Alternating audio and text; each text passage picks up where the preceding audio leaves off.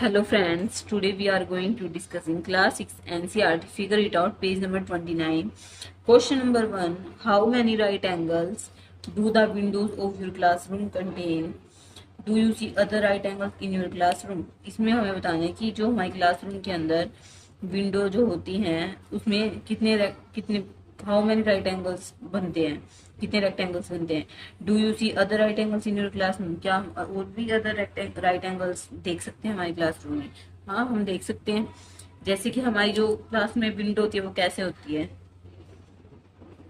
ऐसी होती है विंडो. कई क्लासरूम में ऐसी होती है, कई में 4 वाली होती है. तो हम इसका करते हैं, इसमें अगर हम चेक करें तो एक राइट एंगल ये बन रहा है, एक राइट एंगल ये बन रहा है, एक राइट एंगल ये, एक राइट एंगल ये. बहुत सारे राइट एंगल बन रहे हैं इसके अंदर, तो है ना.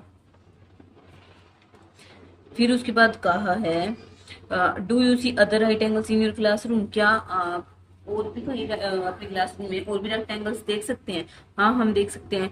जैसे कि हमारी जो दीवार की वॉल होती है, ठीक है, जो हमारे क्लासरूम की जो वॉल होती है, दीवार की कह रही हूँ, क्लासरूम की, ठीक है. तो एक ये राइट एंगल बन रहा है, इसमें भी बहुत सारे एंगल बन रहे हैं ना. और उसके बाद अगर हम चेक करें, जैसे कि हमारी जो टेबल होती है, क्लासरूम की जो टेबल होती है, उसके भी बन रहे हैं ना, उसके भी बनते हैं. जैसे ये राइट एंगल, एक ये राइट एंगल, इसमें भी राइट एंगल बन रहे हैं. क्वेश्चन है question number 2, join A to other grid points in the figure by straight line to get a straight angle. What are all the different ways of doing it? कितने सारे different ways हैं इसके करने के, ठीक है. तो अगर हम फर्स्ट चेक करें, हमें क्या करना है, स्ट्रेट लाइन से हमें उससे स्ट्रेट एंगल बनाने हैं.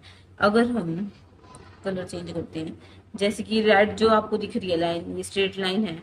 अगर हम उसको ए से इंक्रीज करके एक और लाइन बना देते हैं तो ये क्या बन रहा है, एक स्ट्रेट एंगल बन रहा है.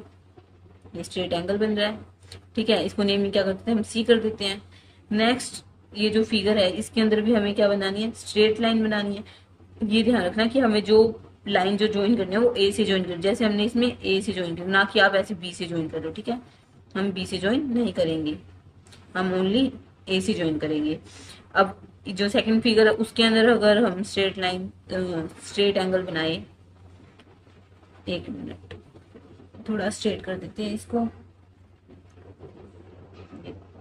ये जो है ये भी आपको स्ट्रेट एंगल बना हुआ दिख गया. जैसे ये ए बी जो रेड लाइन है, ये स्ट्रेट लाइन थी, हमने लाइन और इंक्रीज कर दी तो क्या बन गया, स्ट्रेट एंगल बन गया. और नेमिंग कर देते हैं, ए बी और ये सी है, ठीक है. नेक्स्ट जो है, नेक्स्ट क्वेश्चन है, now join to other grid points in the figure by straight line to get a right angle. What are all different ways of doing it? अब इस क्वेश्चन में कहा है कि हमें ए से ज्वाइन करके जो ये फिगर जो स्ट्रेट लाइन, इससे हमें राइट एंगल बनाने हैं. अगर हम फर्स्ट में देखिए, हमें सिर्फ ज्वाइन किससे करना है, ए से ज्वाइन करना है. तो हम इससे क्या बना सकते हैं, एक राइट एंगल. पहले हम एक बना के देखते हैं.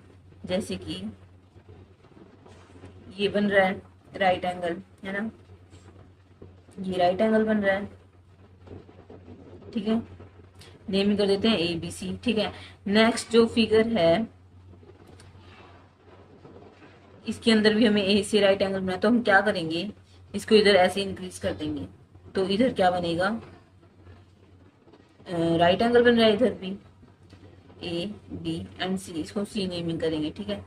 अब हमें कहा इन्होंने डिफरेंट वेज क्या हो सकते हैं और इसके, तो हम डिफरेंट वेज अगर हम चेक करें तो इससे तो हम ए को हमें ज्वाइन करना, तो एक इधर राइट एंगल बन रहा है, ठीक है. एक इधर राइट एंगल बनेगा, नहीं इधर तो नहीं बनेगा, इधर नहीं बनेगा. क्यों, क्योंकि ए से हमें ज्वाइन करना, तो राइट एंगल तो सिर्फ ये दो बनेगा, एक इधर बनेगा. अगर हम इस फिगर में चेक करें, अगर हम इस फिगर को, ये जो पॉइंट है इसको अगर हम इधर से ऐसे ज्वाइन कर दें तो ये राइट एंगल बन रहा है ना, ये राइट एंगल बन रहा है. नेक्स्ट फ्रेंड्स, नेक्स्ट क्वेश्चन है question number 4, get a slanting crease on the paper. Now try to get another crease that is perpendicular to the slanting crease. हमें एक हमने एक पेपर लिया है, ठीक है, उसके ऊपर हमें स्लांटिंग क्रीज बनानी है। तो हम क्या करेंगे, हम पेपर को कैसे मोड़ देंगे, हम मान लो पेपर को हमने इस पेपर को ऐसे मोड़ दिया, ठीक है। अब हम उसके ऊपर क्रीज बनाएंगे, ये क्रीज बन गई, ठीक है। जो ये खुलने के बाद जो ये दिख रही है ये क्रीज, इसको हम एक बार ब्लैक पेन से ब्राइट कर लेंगे ताकि आपको क्लियर हो जाए, ठीक है। ये दिख रही है, ये जो लाइन जा रही है ये स्लैंडिंग क्रीज है, ठीक है। ये जो लाइन जा रही है क्या है, स्लैंटिंग क्रीज है। उसके बाद उन्होंने कहा कि हमें परपेंडिकुलर क्रीज बनानी है। तो हम क्या करेंगे, जो ये क्रीज दिख रही है इसको हम इस क्रीज से मिला देंगे। ये क्रीज और ये क्रीज, इसको हम ऐसे ज्वाइन कर देंगे और फिर हम फिर से क्रीज बनाएंगे, ठीक है। अगर हम इसकी क्रीज बना रहे हैं तो ये क्रीज आपको दिख रही है, ये जो लाइनिंग है ना। अब इसको भी हम डार्कन करेंगे ताकि आपको दिख जाए, ये ऐसे।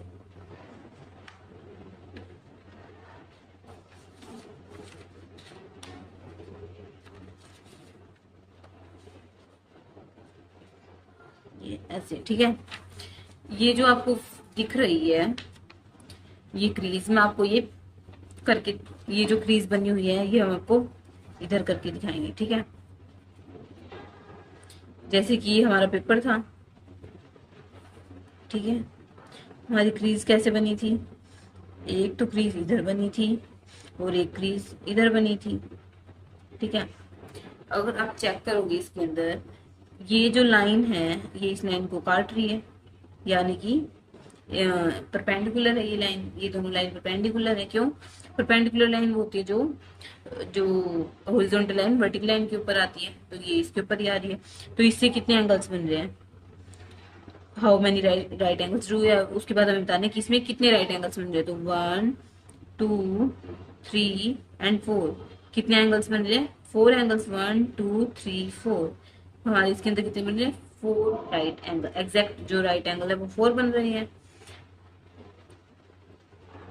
Next, describe how you folded the paper so that any other person who does not know the process can simplify follow your description to get the right angle. तो इन्होंने कहा कि हमने कैसे फोल्ड किया है, तो मैंने आपको दिखा दिया मैंने कैसे फोल्ड किया है, ताकि और कोई भी जो बच्चा है वो इजीली राइट एंगल्स को बना सके। Thanks for watching, do like share subscribe to my channel.